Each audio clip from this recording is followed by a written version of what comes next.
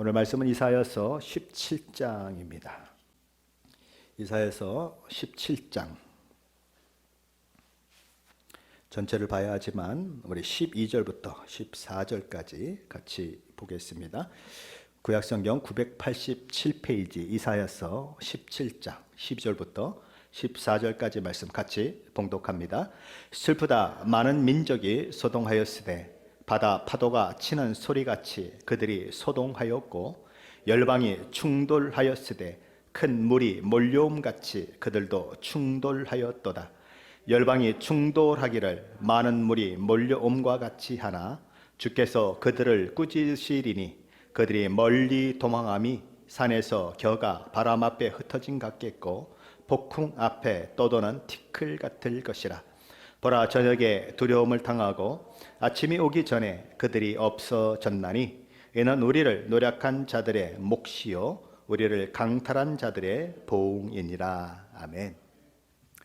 하나님께서는 우리 인간이 얼마나 연약한지를 알고 계십니다. 우리가 망각하기 쉬운 존재인 줄을 너무나 잘 아셨던 우리 하나님은 성경 말씀 곳곳에서 기억하라 라고 하는 말씀을 주고 계시죠.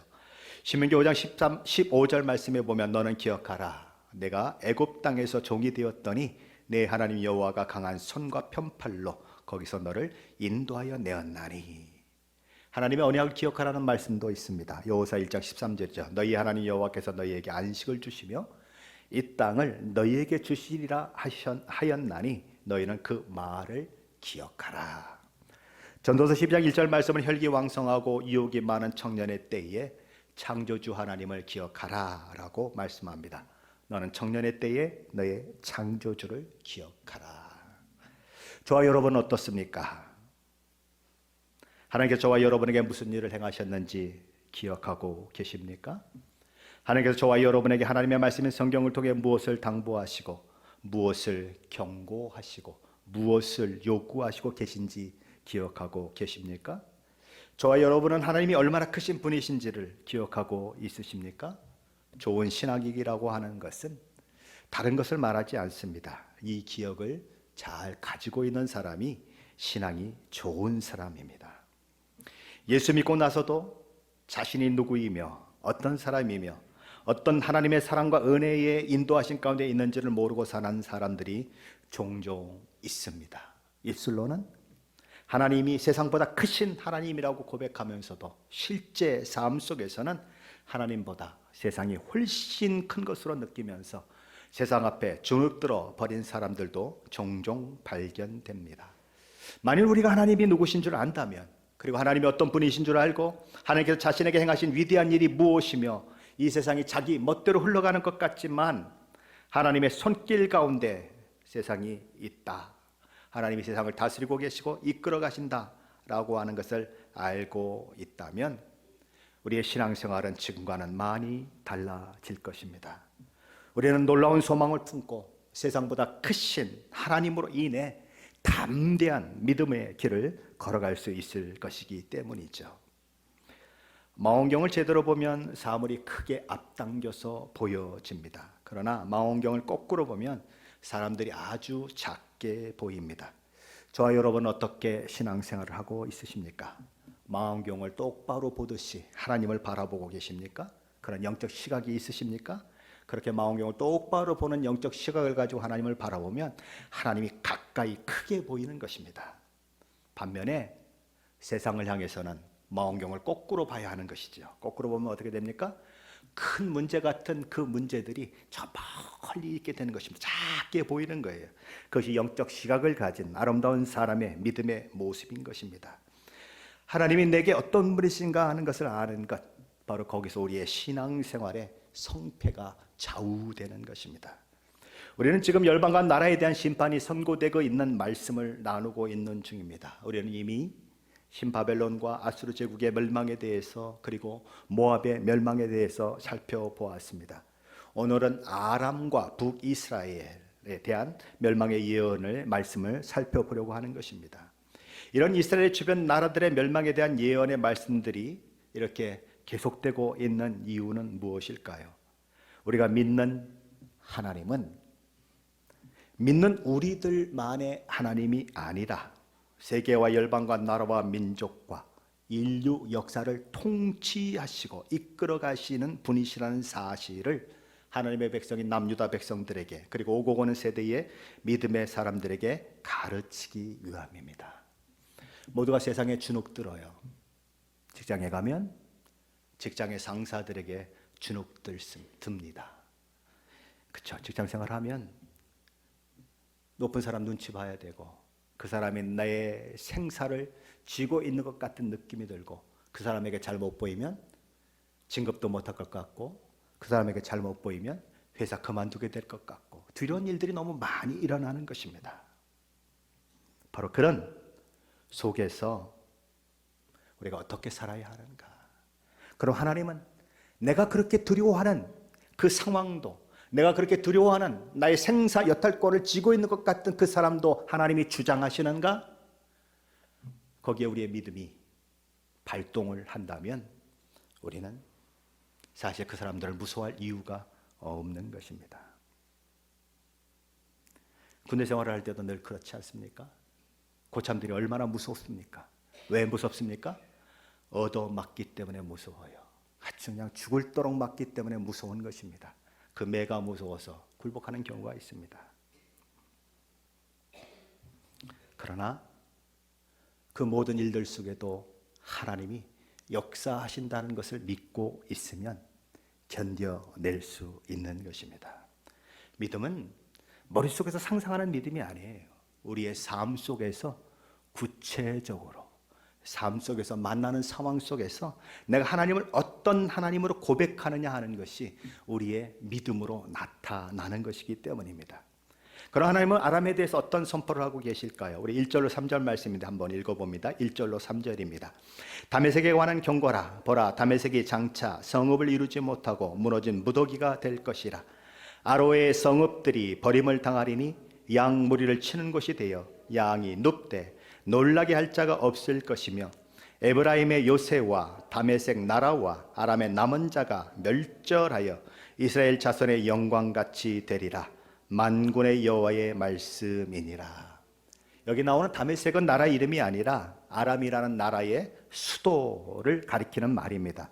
오늘날 시리아의 다마스커스를 가리키는 말이죠.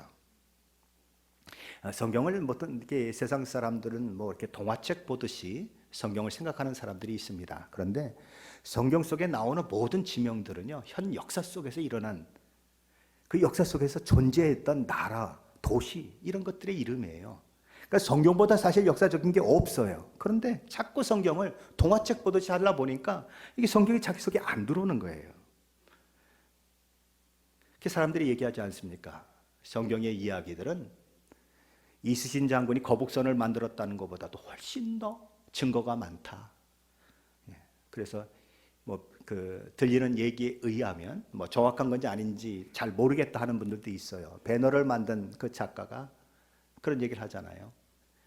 하나님이 없다는 것을 증명하려고 열심히 도서관에 가서 공부하고 찾고 그랬는데 결국 찾으면 찾을수록 하나님이 있다는 확신이 들게 되었다. 그래서 배너라는 영화를 만들었다라는 설이 있어요. 그것입니다. 정말 하나님이 있는가 없는가, 하나님이 살아계신가 안 계신가 확인하고자 하고 자료를 조사하면 조사할수록, 정말 파고들면 파고들수록 하나님이 계시구나라고 밖에 알 수 없다는 거예요. 그런데 노력은 전혀 안 하는 거죠. 무슨 노력을 안 해요? 하나님이 정말 살아계신지, 하나님이 정말 계신지, 그 증거가 맞는지 공부도 하지 않고 파고들지도 않고 그저 자기 머리 생각으로 하나님 없다 아주 세뇌를 시키고 있는 거예요. 그러니까 예수가 안 들어가는 거예요. 여기 나오는 이런 이름들, 지금 현재도 이름이 있잖아요.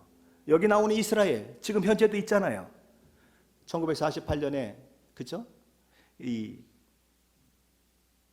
이스라엘이 독립하기 전까지는 사람들이 이스라엘이라는 존재를 믿지 못했어요. 왜요? 수천 년 동안 없는 나라인데 그 나라가 어디 있느냐, 이렇게 얘기를 했어요. 그런데 그 나라가 독립을 했잖아요. 그래서 이스라엘이 딱 살아나니까 할 말이 없어지는 거죠. 그런 거예요. 역사적인 사실이라고요. 이 다메섹은 북쪽에는 혈몬산이 자리하고 있고 남쪽에는 바위들로 구성된 고원이 형성된 도시입니다. 그리고 이스라엘의 좌우라고 하는 것은 서쪽과 동쪽을 이렇게 아주 가로지르는 큰 도로가 있습니다.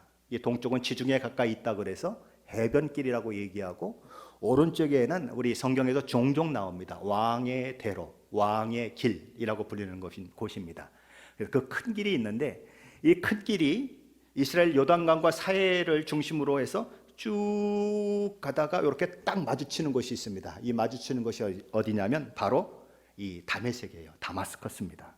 자, 그러니까 애굽으로부터 이 메소포타미아 지역, 그러니까 뭐 과거에 그 아주 유명했던 나라들, 뭐 아수르 제국이니 바벨론 제국이니 페르시아 제국이니 이런 제국들을 만나러 가려면 어디를 가야 되면 왕의 대로로 가든지 해변길로 가든지 가서 결국은 어디로 만나냐면 다마스커스, 다메섹에서 만나서 가야 하는 것입니다.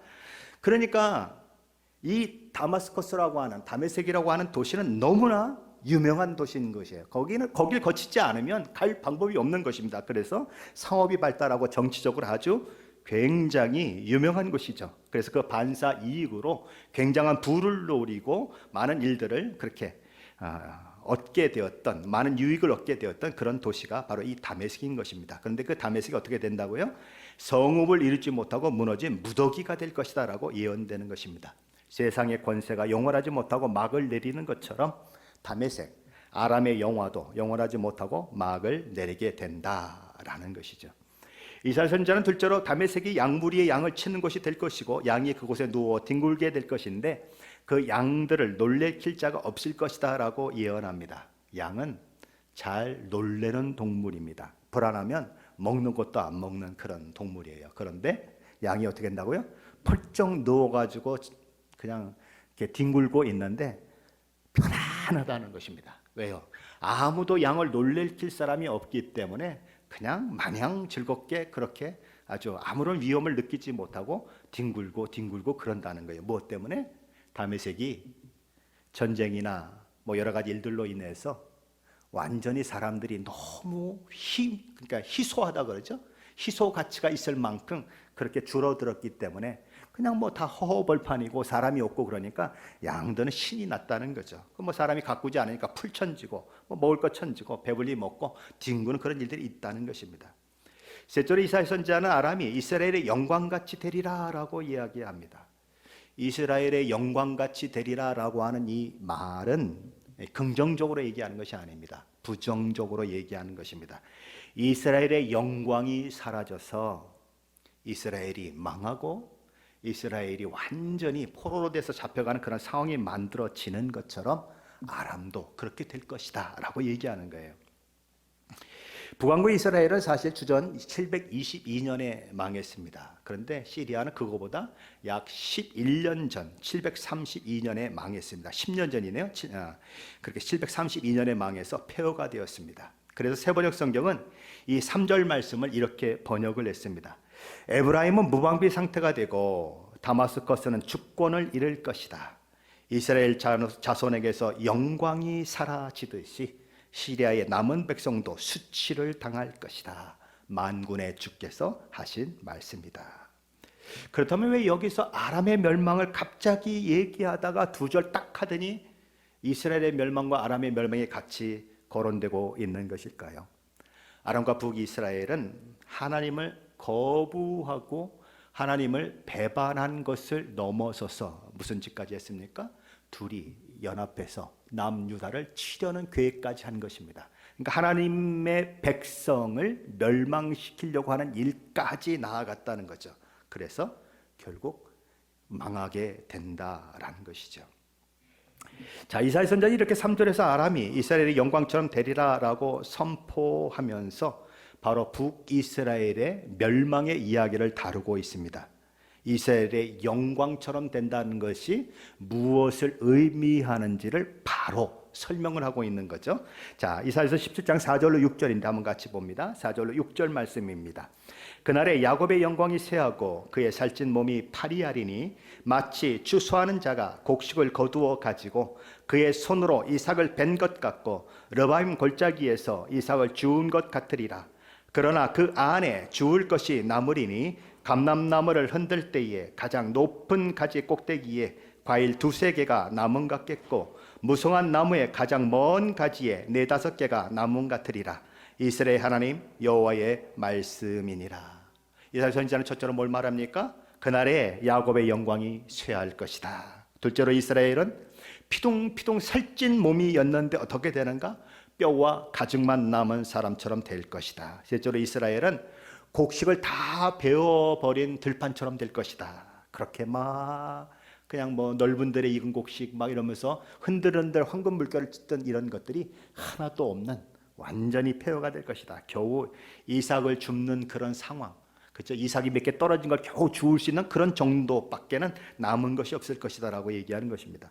넷째로 이스라엘은 감람나무를 흔들 때 대부분의 감람 열매는 다 떨어지고 아주 저 꼭대기에 있는 2-3개가 안 떨어진 것, 그리고 뭐 가지가 굵은 가지가 있는데 그 끝에 뭐 서너 개 있는 것들이 안 떨어진 것처럼 그렇게 될 것이다. 다 떨고 난 후에 이스라엘 백성들은 왜 다 떨지 못하고 이렇게 조금 남겨두라고 얘기하지 않습니까? 그래 남겨둬서 과부나 또는 나그네가 먹게 했는데 바로 그런 상황처럼 될 것이다.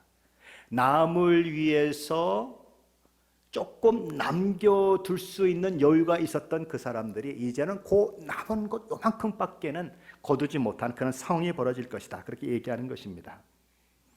자, 북이스라엘이 바로 이런 처참한 결과를 맞게 될 것이다 라는 것입니다. 그리고 그때서야 선지자들을 보내고 또 경고하시고 또 경고하셨음에도 불구하고 듣고 돌이키기를 거부하고 하나님을 등졌던 그들이, 하나님이 아니라 세상만 주목했던 그들이 드디어 하나님을 주목하고 하나님께 돌아오는 일이 있게 될 것이다 라고 이사야 선지자는 선언하는 것이죠. 이사야서 17장 7절로 8절인데 같이 읽어봅니다. 7절 8절입니다.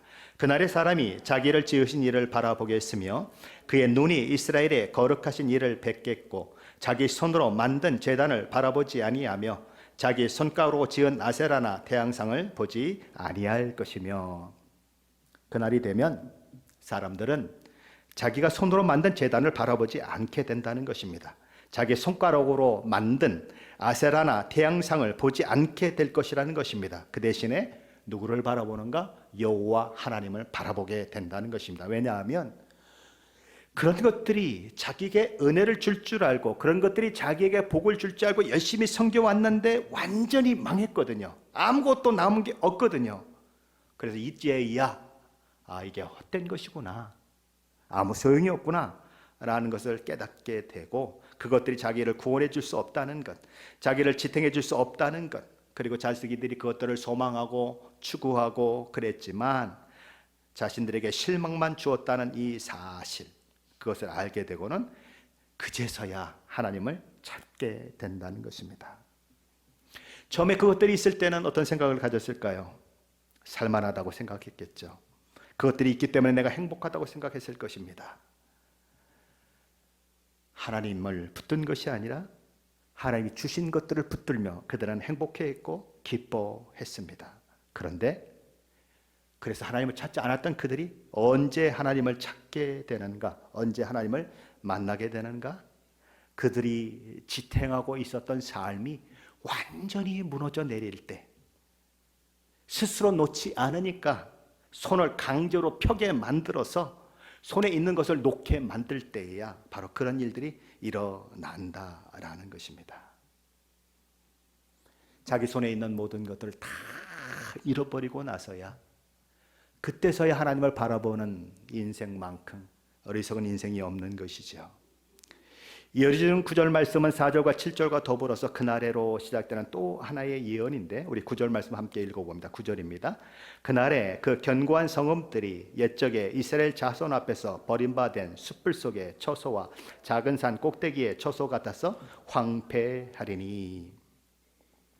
이 말씀은 이스라엘 백성들이 출애굽해서 가나안 땅에 들어가 전멸시킨 사건을 염두에 두고 하신 말씀입니다. 그때 하나님의 명령에 따라 가나안 땅은 그야말로 초토화되었습니다. 그때 하나님의 명령에 따라 사람도 짐승도 다 죽임을 당했죠. 그런데 이제 북이스라엘이 그런 결국을 맞게 될 것이다 라는 것입니다. 그러게 세번역 성경은 아예 이 부분을 가나안 땅을 정복한 것과 연결시켜서 의역을 했습니다. 제가 한번 드려볼게요. 그날이 오면 그 견고한 성읍들이 폐허가 될 것이다. 마치 이스라엘 자손 앞에서 도망친 히위족과 아모리족의 성읍들처럼 황폐하게 될 것이다. 원문에는 히위족 속도 없고 아모리 족속도 없습니다. 그러나 독자들의 이해를 위해서 의역해서 일부러 덧붙여 넣은 것입니다. 이게 사실 의역이라는 것이 굉장히 참 어려운 것입니다. 왜냐하면 자기의 주관적인 해석이 거기 들어가기 때문에 그래요. 그런데 자기의 주관적인 해석이 잘못되면 어떻게 되죠? 말씀을 완전히 다른 걸로 만들어 놓는 거예요. 그런데 감사하게도 의역을 했지만 자기의 생각이 판단이 들어갔지만 바르게 번역을 한 것입니다. 그런 면에서 너무 감사한 거죠. 자, 그렇다면 북이스라엘이 이렇게 완전히 망해버리는 이유는 어디에 있을까요? 우리 10절인데 한번 같이 읽어봅니다. 10절입니다. 이는 내가 내 구원의 하나님을 잊어버리며 내 능력의 반석을 마음에 두지 아니한 까닭이라. 그러므로 내가 기뻐하는 나무를 심으며 이방의 나무 가지도 이종하는도다. 아멘. 제가 여러분에게 이렇게 한 절 한 절 하는 이유가 뭐라고 생각하세요? 이유가 있어서 이렇게 하는 겁니다. 여러분이 제 설교만 듣고 만족해서는 안 돼요. 그렇죠? 만약에 여러분이 이 본문을 다시 읽을 때 이 본문의 의미가 뭔지 다가와야 합니다. 그러니까 제가 그냥 이렇게 한 절 한 절 얘기도 안 해놓고 그냥 대충 넘어가고 여러분에게 딱 교훈만 딱 줘버리면요, 여러분 100년 지나도 모를 수 있어요. 뭐 이건 제가 조금 과장한다고 하면. 근데 이렇게 하나하나 해석하는 이유는 제가 이렇게 설교하는 것을 듣고 아실 뿐만 아니라 여러분이 성경 읽어 나갈 때 이게 그거였지 하는 걸 알고 성경 읽는 재미가 있어야 된다는 거예요. 이거 그렇잖아요. 이렇게 그냥 읽어보면 뭐야 이게 무슨 말을 하는 거야 이렇게 될 수 있잖아요. 그런데 하나하나 이렇게 짚어주면은 그렇게 하려고 제가 애를 쓰고 있는 거예요. 예, 이해하시기 바랍니다. 왜 맨날 저 목사는 그냥 자꾸 읽으라고 그러지 마세요. 여러분을 위해서 그러는 거니까. 자, 이스라엘이 망하는 이유가 어디에 있는가? 첫째 이유는 그들을 구원하신 하나님, 그들을 구원하실 하나님을 잊어버렸기 때문이다라는 것입니다. 그들의 진정한 반석과 피난처 되시는 하나님을 마음에 두지 않았기 때문이다. 그래서 망한다라는 것입니다. 그들이 망하는 둘째 이유는 그들 자신이 기뻐하는 나무를 심었기 때문이고 이방의 묘목을 가져다 자기 땅에 심었기 때문이다라고 이야기합니다. 이것은 무슨 얘기냐면 이스라엘이 이방의 종교들을 수입해서 이스라엘 가운데 이식시켰다는 것입니다. 많이 심었다는 거예요. 그래서 이방 종교들이 막 온 이스라엘에 막 그냥 아주 그냥 뒤덮일 만큼 해놨다는 거죠. 그렇잖아요. 여호와 하나님을 섬겼던 이스라엘이 완전히 바알과 아세라를 섬기는 그런 나라가 되고 오히려 하나님을 섬기는 선지자들은 잡아 죽이는 일들이 일어나고, 그렇죠? 그런 성경이 있잖아요. 그렇게 만들어 버렸다는 게 망하는 이유다라는 것입니다. 하지만 그것들을 통해 행복을, 평안을, 그리고 구원을 얻으려고 하는 모든 노력들은 다 물거품이 될 것이다. 왜요? 어차피 거짓 신이기 때문에. 거짓 신에게 아무리 소망을 둬봐도, 거짓 신에게 아무리 기대를 해봐도 기대를, 소망을 충족시킬 수 없다는 거예요. 12절 말씀은 그들의 모든 노력의 헛됨을 이야기합니다. 12절 말씀 함께 읽어봅니다. 내가 심는 날에 울타리로 두르고 아침에 내 씨가 잘 발육하도록 하였으나 근심과 심한 슬픔의 날에 농산물이 없어지리라.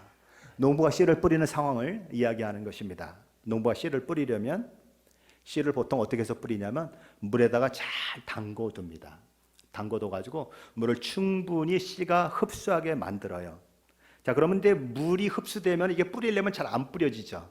왜? 이게 달라붙으니까. 그래서 저희 아버지 하는 거 보니까 거기다가 이게 가루로 된 그러니까 좀 아주 이렇게 독하지 않는 농약 같은 걸 거기다 이렇게 버무려요. 그러면 왜 이렇게 조금 이렇게 질적질적한 게 밀가루로 이렇게 해놓으면 잘 떨어지잖아요, 우리도. 그것처럼 이렇게 뿌릴 때 잘 뿌려줍니다. 그리고 얘가 농약이 약간 묻어가지고 새들이 못 먹어요. 그렇게 해서 뿌려요. 그래서 얘가 충분히 이렇게 물을 공급받으면 싹이 빨리 나는 것입니다. 그런데 그냥 뿌리면 어떻게 해야 되죠? 물을 자주 뿌려줘야 되는 거죠. 그러면 가정집 같은 데서 텃밭에도 물을 자주 뿌려주면 싹이 빨리 나는 것이죠. 뭐 이제 농사 짓는 사람은 물을 다 줄 수 없으니까 그것도 말라 죽을까봐 이렇게 요즘도 그런 거 있더라고요. 여기도 뭐 잔디 같은 거 가꿀 때 보니까 뒤에 이만한 원통형으로 된 이 시멘트 같은 거 사람이 막 끌고 다니더라고요. 여기도 보셨어요? 그래가지고 꽉 눌러지게 그러니까 무거운 거를 이렇게 굴러가는 거 있잖아요. 굴렁이처럼 굴러가는 원통형으로 생긴 거를 굴리고 다니더라고요. 근데 이 농사질 때도 그렇게 해요. 그러니까 사람들이 밟아주기도 하고, 근데 밟는데 발자국으로 하면 한참 걸리잖아요. 그러니까 끌고 다녀요. 그럼 누가 끌고 다니죠? 젊은 사람들이 끌고 다닙니다. 그러면 우리 아버지 집에서는 누가 끌고 다녔을까요? 제가 끌고 다녔죠. 제가 제일 젊으니까 계속 끌고 다니, 소처럼 끌고 다니는 거예요. 그래가지고 이걸 아주 막 단단하게 만들어 주는 거죠. 그래서 이게 햇빛에 말라 죽지 않게끔 하는 겁니다. 이게 엉겅성공 이렇게 되면 햇빛에 금방 말라 죽어요. 근데 이걸 아주 단단하게 하지만 잘 말라 죽지 않는 것입니다. 또 갑자기 소나기가 올 때가 있죠. 소나기가 오면 이게 단단하지 않으면 씨가 밖으로 막 튀어나옵니다. 그래갖고 다시 심어야 돼요. 그러면 진짜 막 너무너무 화나죠. 며칠을 걸려가지고 해놨는데 다시 심는 이런 일이, 그럼 씨 버렸죠? 그죠? 농사일 하는데 버렸죠? 이래서 그걸 하는 것입니다. 바로 이렇게 농사를 지을 때 많은 일들을 한다는 거죠. 그래서 심고 물을 주고 씨가 잘 발육되도록 하려고 애쓰고, 또 싹이 나면 뭐 우리 가정집도 보면 토끼가 와서 먹을까봐 뭐 울타리도 해주고 막 이러지 않습니까? 그것처럼 울타리를 해준다는 거죠.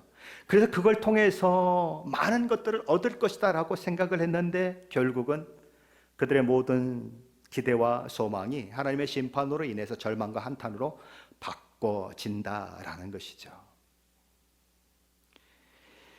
근데 이스라엘 문제는 무엇일까요? 이스라엘 문제는 자신들이 완전히 망할 때까지 이런 것들 소용없게 된다는 생각, 내가 지금 하고 있는 일이 헛된 결과를 만들어낸다는 생각을 전혀 하지 않고 자기의 삶을 거기에 던져버리고 자기의 모든 열정을 거기에 쏟아붓는다는 거죠. 그러다 결국 완전히 빈털터리가 되고 나면 인생 헛살았다라는 것을 그제서야 깨닫게 된다는 것입니다. 완전히 나라가 망해서 나라를 잃어버리고 아수르 제국으로 포로가 되어 끌려가서 온갖 수모를 다 겪고 신음하는 일이 있기 전까지 이스라엘 백성들은 아무리 선지자를 보내도 회개하라고 소리쳐도 자기의 삶의 방식과 태도를 포기할 생각도 없었고, 그들을 섬기는 신들로부터 여호와 하나님께로 돌이킬 의사도 없었다는 것입니다. 그래서 재난이 그들의 모든 거짓된 버팀목을 그들에게서 떼어놓을 때까지 하나님의 말씀을 듣기를 거부했다는 거죠. 그래서 결국 완전히 탈탈 털리고 났더니 그제서야 천부여 의지 없어서 손들고 갑니다. 그런 일들이 일어나더라는 것이죠. 어리석은 인생의 모습이 다 그렇지 않습니까? 그렇죠. 조금 가졌다고, 그죠? 네, 그런 모습들이 있는 것이죠. 여러분에게 하나님은 어떤 하나님이십니까? 여러분에게 세상은 어떤 세상입니까? 하나님은 태산이고 세상은 티끌인 사람은 복된 사람입니다. 하나님은 무한히 크신 분이시기 때문입니다. 혹시 옛날에 수학 시간에 분모, 분자 이렇게 해가지고 분수를 배워보신 적 있습니까? 만약에 분모가 무한되면 분자의 숫자를 놓으면 어떻게 되죠? 답이? 수학 잘하는 분들 분모가 무한됩니다. 근데 분자에다가 뭐 1000억을 써놓습니다. 그러면 답이 뭐예요? 손주 집사님 0이에요. 그죠? 분모가 무한되면 아무리 어떤 숫자를 갖다 놔도 다 0이에요. 하나님이 정말 무한히 크시다면, 정말 내가 하나님이 무한히 크신 분으로 인정하고 있다면 저와 여러분의 인생 가운데서 일어나는 모든 문제를 분자에다 갖다 놔도 항상 제로예요. 아무것도 아니다 이거죠. 항상 제로예요. 하나님이 무한히 크신 분이시기 때문에 그렇다는 거예요. 그런데 하나님을 놓쳐버리면 하나님은 티끌이 되고 세상은 태산이 되어버린다는 거죠. 그래서 어떻게 합니까? 세상 앞에 벌벌 떨고 세상 앞에 굴복하는 일이 일어나더라는 거죠. 돈과 권력 앞에 굴복하고 세상이 추구하는 가치에 굴복하는 일은 그래서 일어나는 것입니다. 제가 직장 생활을 하면서 집에 거의 초죽음이 돼서 들어왔어요. 우리 와이프가 저한테 물어요. 도대체 왜 그래? 뭐 때문에 그렇게 초죽음이 돼서 들어왔어? 오늘 대표이사를 만났는데 술 안 먹는 놈은 진급도 안 시키겠대. 난 그때 우리 집사람이 한 얘기가 너무 감사해요. 괜찮아, 그냥 때려쳐. 나하고 둘이 뭐 떡볶이 장사하면 되지. 왜냐하면 제가 사는 반지하집에 바로 중앙여고라고 있었어요. 그 앞에서 떡볶이 장사하면 되지. 난 그게 너무 고마워요. 다른 이게 그렇잖아요. 어떤 부인들은 그렇게 안 얘기하잖아요. 그럴 때는 싹싹 빌고 술 한잔 먹어야지. 당신이 우리 가정 책임지고 있잖아. 이렇게 말했으면 어떡할 뻔했어, 그죠? 괜찮아, 떡볶이 장사하자. 전 지금도 그게 고마워요. 하나님이 크면 그럴 수 있는 거예요. 겁낼 거 없어요, 그렇잖아요? 제가 간증했잖아요. 그렇게 저를 술을 못 먹여서 난리를 치고 내 친구는 장로인데도 왜 술 먹는데 너는 안 먹냐? 그러고 나를 다고쳤는데 나중에 보니까 그 와이프가 한 교회 권사님이에요. 그래갖고 미국에 한 사람을 보내야 되는데 엔지니어 한 사람을 보내야 되는데 누구를 보내야 되느냐? 사모님 뭐라 그럴게요? 고놈이 진짜야, 고놈 보내. 그래서 제가 미국 왔어요. 겁날 거 없어요. 하나님 인도하시는 거예요. 그렇게 하나님보다 세상이 커지면 세상에 굴복되게 되는 거죠. 그래서 세상의 종이 되는 것입니다. 성경 그런 사람을 가리켜서 멸망하는 짐승 같다라고 얘기합니다. 시편 49편 20절이죠. 존귀하나 깨닫지 못하는 사람은 멸망하는 짐승 같도다. 온 우주 만물을 주고 또 바꿀 수 없는 존재로 창조된 존귀한 인간이 우리 주 예수 그리스도의 생명으로 삼바된 자요, 하나님의 자녀의 영광과 지위와 명예를 가진 신자가 자기 가치가 얼마나 큰지를 모르고 다 없어질 것들, 일장 춘몽처럼 사라질 것들에 목숨을 걸고 거기에 올인하고 살아가는 것만큼 어리석은 삶은 없는 것입니다. 그러다 북이스라엘이 그랬듯이, 아람이 그랬듯이, 아수르가 그랬듯이, 바벨론이 그랬듯이 멸망당한다면 결국 멸망하는 짐승과 다를 바 없다라고 성경은 이야기하고 있는 것입니다. 그러니 누구를 바라보아야 합니까? 전능하신 하나님, 크신 하나님을 바라보아야 한다는 것입니다. 그러기에 오늘 이사야서 17장 12절 14절 우리가 먼저 읽었지만 여기에서는 하나님이 얼마나 크신 분이신가, 그것을 이야기하고 있습니다. 세상 모든 권력이, 세상 모든 힘이 다 하나님을 대항하여 일어난다 하더라도 하나님 앞에는 그 모든 것들이 한 줌의 겨 같은 존재일 뿐이고 한 줌의 티끌 같은 존재일 뿐이다. 그걸 잊지 말라라고 이야기합니다.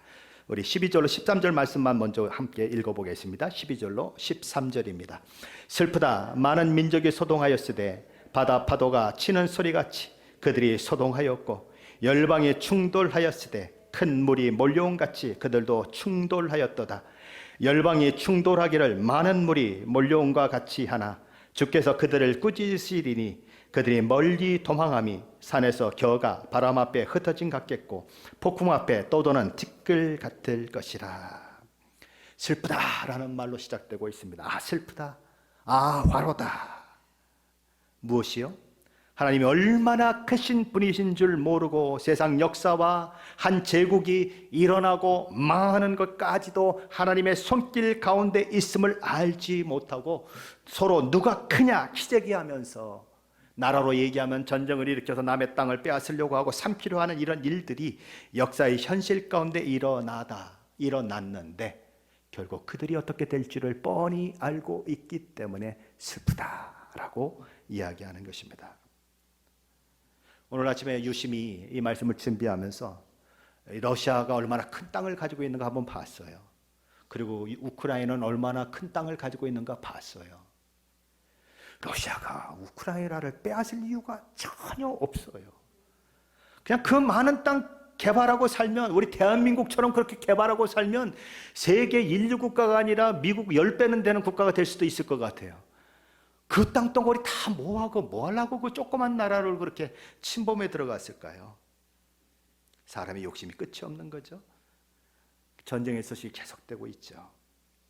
하마스가 이스라엘 침공해서 일으킨 전쟁 때문에 이 전쟁이 중동 전쟁으로 이어질 그런 위기 가운데 있습니다. 이란은 이스라엘을 지구상에서 아예 없애버리겠다고 오늘 보니까 공언을 하고 있더라고요.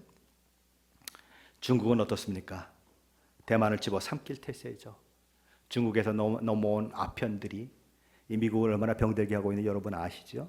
어느 거리에 가면 완전히 아편 중독자들이 아주 저기 하고 있고, 중국에 아주 이렇게 물밀듯이 밀려오는 이 불법 체류자들이 엄청나게 들어오고 있는 거 아시죠? 그들이 와서 뭘 하겠습니까? 그렇죠. 미국을 무너뜨리려고 하겠죠. 그러나 우리 시대는 우리 살고 있는 거죠. 북한은 어떻습니까? 남한을 호시탐탐 노리고 있는데 한국에는 북한을 꿈꾸는 사람들이 참 많이 있습니다. 그런 세상에 우리는 살고 있어요. 제3차 세계대전이 일어날 것 같다는 이 목소리가 높아지고 있습니다. 오늘 우크라이나에서 이 크림반도에 있는 그 러시아의 물류기지를 완전히 폭격을 해서 완전히 박살을 내버렸습니다. 철도를 다시 개설해서 거기에 잔뜩 무기들 쌓아놓고 여름에 대공세를 벌이려고 하고 있는데 거기를 초토화시켰어요. 이렇게 미국 신문에 보니까 이 레드라인에 가까워지고 있다 이렇게 얘기를 합니다. 누구의 레드라인? 러시아의 레드라인. 레드라인이 뭡니까? 핵을 쓸 레드라인까지 가까이 가고 있다. 그런 얘기를 하고 있어요. 모르죠, 그거야. 다 예상이죠. 그런 시대를 우린 살고 있는 거죠. 자, 2차 세계대전이 일어났던 당시, 이 전쟁이 한창이었던 1942년 봄에 전 세계의 거의 절반에 가까운 나라들이 독일과 일본에 의해서 점령이 되어 버렸습니다. 그들을 이길 사람들이 누가 있을까? 그렇게 생각을 했는데 3년 뒤에 독일이, 일본이 항복하고 많은 그런 사건들이 발생을 해요. 어떻게 그런 일이 일어나느냐 하는 것입니다. 우리 13절인데 한번 같이 봅니다. 13절입니다. 열방이 충돌하기를 많은 물이 몰려온과 같이 하나 주께서 그들을 꾸짖으시리니 그들이 멀리 도망함이 산에서 겨가 바람 앞에 흩어진 것 같겠고 폭풍 앞에 떠도는 티끌 같을 것이라. 여기 무엇이라고 이야기하고 있습니까? 열방이 충돌하기를 많은 물이 몰려온과 같이 하나 그러나 이렇게 되는 거죠. 주께서 그들을 꾸짖으시니 그들이 산에서 겨가 바람 앞에 흩어진 겨와 같이 폭풍 앞에 떠도는 그 티끌같이 되어버릴 뿐이다 라는 것이죠. 이사야서 40장 15절 말씀이 이렇게 선포되고 있습니다. 보라, 그에게는 하나님의 깨는 열방이 통에 한 방울 물과 같고 저울의 작은 티끌 같으며 섬들은 떠오르는 먼지 같다. 하나님이 보시기에 모두가 다 그렇다는 것입니다. 하나님이 보시기에 모든 세상의 열방들은 물 한 방울에 불과하다. 미국도 겨우 한 방울 물에 불과하다. 아무것도 아니다.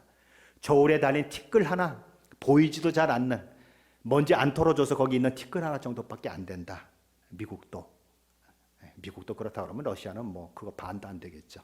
그런 상황이다라는 거예요. 거대한 섬들도 떠오르는 먼지에 불과하다. 누구 앞에서요? 하나님 앞에서 그렇다는 것입니다. 마치 우주로 멀리 나아가면 지구가 눈깔사탕만하게 안 보여요. 그것처럼 하나님 앞에는 온 세상이 티끌 같고 먼지 하나 같다라는 것이죠. 하나님이 나서면 어떤 일들이 일어나게 될까요? 14절입니다. 같이 봅니다. 보라, 저녁에 두려움을 당하고 아침이 오기 전에 그들이 없어졌나니 이는 우리를 노력한 자들의 몫이요 우리를 강탈한 자들의 보응이니라. 우리를 치러 오는 사람들 때문에 저녁에 어둠이 몰려오면 두려워지는 것처럼 두려움이 임했다는 것입니다. 그런데 하나님이 개입하시자 아침도 되기 전에 그들이 없어졌다. 그런 얘기를 하는 것입니다. 그래서 하나님이 우리가 노략당한 것을, 우리가 강탈당한 것을 보응해 주셨다라고 고백하는 일들이 있다라고 이야기하는 것입니다. 이 사건은 실제 일어났죠. 아수르 제국이 랍사게를 앞세워서 히스기야가 다스리고 있는 남유다의 그 예루살렘을 에워싸고 있을 때, 그렇죠? 이 히스기야가 자기만 기도한 것이 아니라 이사야 선지자에게도 편지를 보내서 함께 기도해 주기를 그렇게 요청을 하게 되고 하나님 앞에 기도하는 그런 일들이 있었는데 하나님의 일을 하셨는데 어떤 일이 일어났습니까? 아침에 일어나 보니까 18만 5천 명이 다 죽었습니다. 그러니까 언제 죽은 거예요? 아침이 오기 전에 이미 죽은 것입니다. 바로 그 일들이 여기 예언된 대로 그대로 일어나는 것을 보게 되는 것이죠. 그래서 사네립이라고 하는 이 아수르 제국의 왕은 너무 황당해서 황급히 자기 나라로 돌아가게 되죠. 자, 그럼 자기 나라에 돌아가면 어떻게 해야 되죠? 이 왼수를 갚기 위해서 다시 군대를 일으켜서 와야 되죠. 그런데 자식들에게 죽임을 당하는 것입니다. 그래서 원수도 못 갚고 그렇게 죽는 것이죠. 그러니 뭘 얘기하고 싶은 것입니까? 아수르 제국 같은 거대한 나라도 하나님 앞에는 먼지와 티끌이와 겨와 같은 존재뿐이다 라고 선언하는 것입니다. 그렇다면 이런 하나님의 말씀을 대하는 저와 여러분이 세상을 살며 가져야 할 태도가 무엇이겠습니까? 하나님께서 얼마나 크신 분이신지를 날마다 기억하는 것입니다. 그리고 세상은 그분 앞에 티끌이요 겨와 같은 존재임을 날마다 생각해야 하는 것입니다.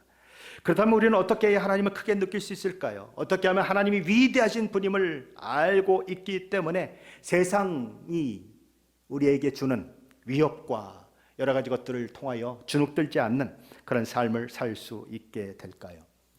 탈무드에는 이런 얘기가 있습니다. 어떤 랍비가 사람들에게 이렇게 물었습니다. 여기 하얀 개와 검은 개가 하나가 있습니다. 둘이 싸우면 누가 이기겠습니까? 라고 물어봤어요. 그랬더니 어떤 사람은 흰 개가 이긴다, 어떤 사람은 검은 개가 이긴다. 그거 뭐 잘 모르지 뭐 여러 가지 얘기를 했습니다. 근데 랍비가 뭐라고 얘기를 할게요? 랍비는 이렇게 얘기했습니다. 먹을 것을 많이 주는 개가 이깁니다. 마찬가지예요. 하나님을 더 많이 생각하고 하나님이 누구신지를 더 많이 묵상하고 하나님에 대해서 더 많이 듣고 저와 여러분의 삶 가운데 하나님을 조금씩 더 많이 경험하면 그 사람이 세상을 이기는 거예요. 그런데 하나님 묵상하지도 않고 하나님 생각하지도 않고 하나님 어떤 분인지 뭐 마음 가운데 고민도 하지 않고 그렇게 세상을 살면 하나님은 티끌처럼 보이고 세상은 태산처럼 보이니까 세상을 이길 수가 없는 거예요. 어디다 밥을 주는 거예요? 계속 세상에다 밥을 주는 거예요. 그러니까 세상은 점점 커지고 하나님은 점점 작아지는 거죠. 따뜻한 난로에서 이 따뜻한 온기를 느끼려면 어떻게 해야 합니까? 멀리 떨어져야 합니까? 아니면 가까이 가야 합니까? 유치원생한테 물어봐도 그건 알죠? 가까이 가야죠. 하나님을 알려면 하나님 앞에 가까이 가야 하는 것입니다. 여러분이 수요 예배도 나오시고 새벽 기도도 나오시고 주일 예배도 나오시는 것은 굉장히 큰 복이에요. 왜냐하면 세상이 저와 여러분을 자꾸 흔들거든요. 흔드는데 교회 와서 목사를 통해서든지 누구를 통해서든지 하나님이 위대하시다, 하나님이 여러분의 편이다라고 하는 얘기를 자꾸 듣고 마음이 다시 고정돼야 되는 거예요. 이렇게 기울었던 마음이 다시 원래 상태로 딱 복귀돼가지고 맞아, 우리 하나님이 최고지, 우리 하나님이 정말 놀라우신 분이지, 우리 하나님은 창조주 하나님이지, 내가 그걸 잊었네? 그럼 다시 회복하고 또 가야서 세상을 이겨야 되는 거예요. 그런데 뭐 일주일에 한 번 겨우 나와가지고 그 나왔는데도 딴청하고 있고 이러고 뭐 그러고 그냥 가고 성경도 안 보고 이러면 하나님을 어떻게 알아요? 하나님 알 방법이 없죠. 하나님은 창조주이시기 때문에 세상보다 클 수밖에 없는 분이에요. 그 크신 하나님을 우리는 날마다 묵상해야 하는 것입니다. 그 크신 하나님을 날마다 우리는 예배하고 그 크신 하나님의 능력을 날마다 구해야 하는 거죠. 그렇게 되면 세상보다 크신 하나님, 세상은 먼저와 같고 하나님은 태산과 같이 느껴지면 그게 뭐 그냥 머릿속으로 그냥 생각한다는 그런 의미가 아니라 우리의 삶의 고백으로 고백되어지면 사실 겁날 게 없는 거예요. 저와 여러분이 그런 믿음의 자리에 있으시기를 예수 그리스도 이름으로 간절히 축원합니다.